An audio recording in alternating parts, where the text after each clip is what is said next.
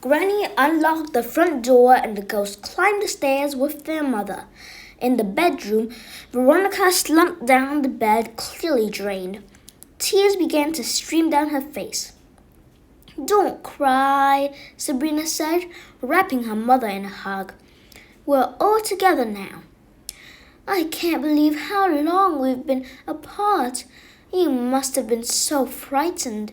Veronica cupped Sabrina's face in her hands. "You did a good job looking after your sister." Sabrina's belly filled up with a million happy butterflies. Her mother's approval was like a lifetime of birthday presents rolled into one. "And you've both gotten so pretty," Veronica continued. "My little girls, where did they go?" "We're still here," Daphne said. "We're just bigger versions." Veronica laughed. "Mom, you have to talk to Dad. We can't go back to the city now," Daphne said, her tone suddenly serious. "We're needed here in Ferryport Landing." "Needed?" Veronica replied. "Absolutely. There's a lot of crazy shenanigans going on in this town, and Granny needs help keeping the peace," the little girl explained. "There's a bunch of bad guys called the Scarlet Hand running around tormenting everyone. It seems like every time we turn around, someone's on the verge of destroying the world. We can't leave." "Daphne, you need to understand your father's point of view. This place holds a lot of bad memories for him. His father died here. I don't love the idea of going back to the city unprepared either, but we can't stay here. I think we should start packing." Sabrina dutifully pulled 2 tiny suitcases out from under the bed. They were the same ones she and her sister had brought when they arrived in Ferryport Landing. "Happy?" Daphne asked. "Daphne, You've hated being here since the first day. Well, you finally got what you wanted." "That's not fair," Sabrina said. "Girls, please don't fight," Veronica begged. "I don't want to go," Daphne said. "Granny Rhoda has been training us to be detectives. That's what I want to do. She needs our help, and I can't just abandon Elvis and Puck either." "Daphne, your father has very strong feelings about this town. I'm not any happier about this than you are. I'll try to talk to him, but I can't promise he'll change his mind. If you're passionate about being a fairy tale detective, there's plenty of work to do back home in the city." "Mom, we already know all about the stuff you do behind Dad's back. We've been to the fairy kingdom. Oz tried to kill us, and Sabrina was possessed by a ghost at Scrooge's accounting office. We even fought pirates on the Staten Island ferry." Veronica cringed. "That was supposed to be a secret." Henry appeared in the doorway. "What's supposed to be a secret?" His eyes darted from Veronica to Daphne and finally to Sabrina. He raised his eyebrows at her, as if he was sure she'd spilled the beans. It made her feel ashamed. "It's nothing," Veronica said. "Henry, the girls have a lot of things. Packing them might take a while." "There's a train in half an hour, and I want to be on it. Pack what you can. We can send for the rest later." "Are you really thinking this through?" she asked. Henry scowled. "Don't fight with me, Veronica. Not about this." Sabrina was surprised by her father's tone. He had always been so easygoing and carefree. Now he was furious, his face so red and hot she was sure she could fry an egg on it. A moment later, he stormed out of the room, shouting for his mother as he stomped down the stairs. "You heard him," Veronica whispered. The girls packed what they could in the space of a few minutes and brought their suitcases out into the hallway. "I'd like to say goodbye to Mira," Sabrina said. "Come on," her father raged from downstairs. "There's no time," Veronica said. "Mira will understand." Granny Rhoda and Uncle Jake waited by the door. Henry was pacing the foyer. Puck was lounging on the couch using his belly as a conga, a drum. Red Riding Hood sat in a dark corner. The three bears huddled around the dining room table, munching on a huge watermelon.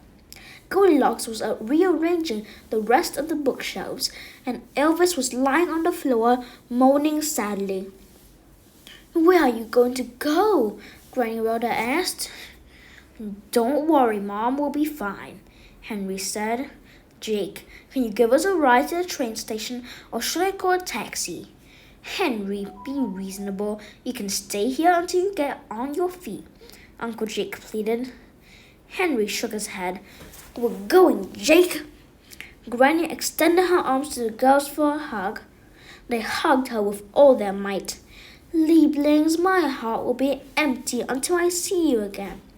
Look after yourselves and try not to bicker. You make a great team when you put your heads together." Daphne sobbed as she leaned down and kissed Elvis on the snout. He barked. "He says he doesn't want you to go," Goldilocks translated. "I don't want to go," Daphne said. Puck stopped his drumming. "What's going on?" "We're moving back to Manhattan," Sabrina explained. Puck sat up and stared at her. She expected a dismissive joke or some mean-spirited insult, but instead he looked confused, even troubled. "Really?" Henry took his daughter's suitcases and marched outside. The girls reluctantly followed, but they were stopped in their tracks by a mob of people surrounding the house. The crowd was made up of Everafters of all stripes: Cyclops, ogres, stone golems, witches, warlocks, toy soldiers, trolls, and more. At the front of the crowd was Mayor Hart, also known as the Queen of Hearts from Alice's Adventures in Wonderland. She wore a gaudy red dress and brandished an electronic megaphone. Standing next to her was the Sheriff of Nottingham, dressed from head to toe in leather, complete with boots, gloves, and a cape.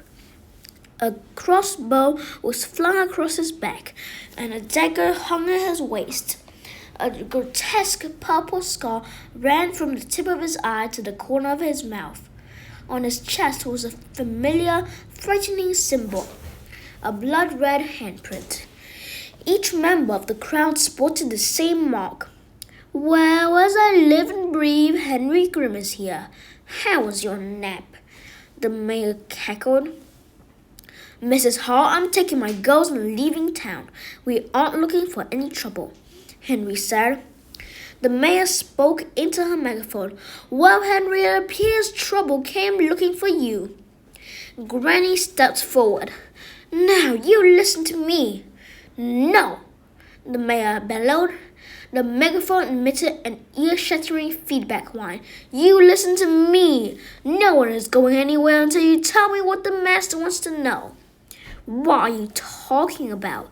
Uncle Jake asked. "Where are Charming and the Wolf? We know they have fled into the forest along with Robin Hood and his gang. Where are they hiding?" "Like we tell you," Daphne snarled. Nottingham slid a silver arrow into his crossbow and aimed it at the little girl. "Tell us where their camp is, and I'll let you live through the day. As for tomorrow, no promises." Uncle Jake stepped in front of Daphne. "Sheriff, every time your stupid little group threatens us, we make you look like fools. Why don't you save yourself the humiliation and get off our lawn before I—" A whizzing sound filled the air, and then Uncle Jake let out a sharp cry. He fell, and an arrow lodged deeply in his right shoulder. Blood leaked through his shirt and onto the porch. "Perhaps you didn't hear the mayor," Nottingham snarled as he loaded his weapon with a fresh arrow. "Tell us where they are now." Girls, get into the house," Henry commanded. He caught Sabrina and Daphne by their shoulders and pushed them through the doorway. Veronica and Granny Rhoda followed the girls, and Henry dragged his brother to safety. Once everyone was inside, he slammed the door just in time to block another of Nottingham's arrows. "How's time to lock up?" Granny shouted with a sharp knock on the door. "Okay, everyone, stay calm. We'll be safe in here," Granny reassured her family as she bent to tend to her wounded son. Daphne ran upstairs and grabbed a bottle of iodine out of the medicine cabinet. It's a red bottle. Sabrina and Puck go to the laundry room and get some sheets out of the dryer. Rip them into bandages. "Goldilocks and Red, can you boil a pot of water?" Everyone leaped into action, except Sabrina, who was frozen in shock. "Sabrina, go!" Granny shouted. Sabrina snapped out of it, racing after Puck into the laundry room. She opened the dryer door and pulled out a fresh, clean sheet. Puck tore it apart with zeal. "I didn't see that coming at all," Puck said excitedly. "You sound like you're proud of the sheriff or something," Sabrina grumbled. "Only professionally. As a villain, I can appreciate that he has stepped up his game," the fairy boy replied. "Still, that getup he wears is ridiculous. A leather cape is way over the top." "There's no time for jokes, Puck," she groaned as they raced back to Uncle Jake's side. Goldilocks had returned with the hot water and Daphne with the iodine. Everyone else seemed to be in a heated argument, and once again, her father was at the center. "This is exactly why we're going back to New York City," he snapped as he pressed his hand firmly against his brother's wound. Nottingham's arrow was still protruding from Jake's shoulder. "Henry, not now," Veronica begged. "If the rest of you were smart, you'd come with us," Henry said, ignoring his wife. "And let those maniacs out of the town?" Uncle Jake challenged through gritted teeth. "If we leave the barrier falls and they all go free. But I don't want to argue right now. I just want this arrow out." Goldilocks huddled the children together. "All right, kids, I need your help in the kitchen." Puck stubbornly stomped his foot. "No way! I want to see this.